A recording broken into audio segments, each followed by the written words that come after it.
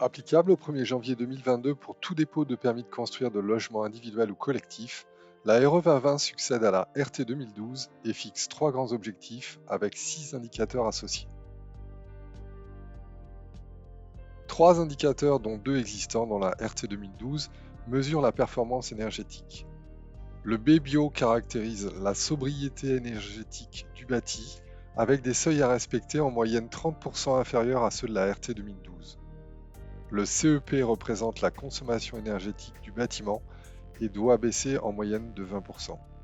Afin de garantir le confort d'été des occupants en cas d'épisode caniculaire, la RE 2020 introduit un nouvel indicateur appelé degrés-heure. Il comptabilise le nombre d'heures où la température intérieure dépasse 28 degrés la journée et 26 degrés la nuit.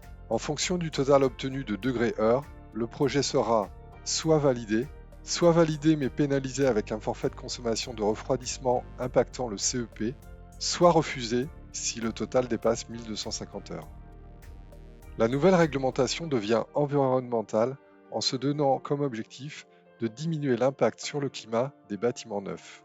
Basé sur l'analyse du cycle de vie, 2 indicateurs calculent l'impact sur le changement climatique du bâtiment en calculant le poids carbone en phase de construction avec l'indicateur appelé IC Construction, en phase d'exploitation avec l'indicateur appelé IC Énergie.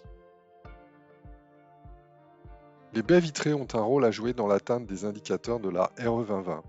L'orientation des baies en fonction de l'exposition au soleil favorise l'apport de lumière et de chaleur gratuite.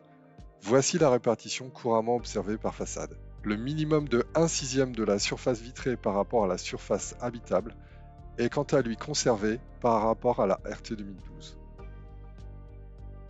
La conception devra également s'adapter à la zone climatique du projet avec des seuils modulés par zone et des enjeux différents entre régions froides et régions chaudes.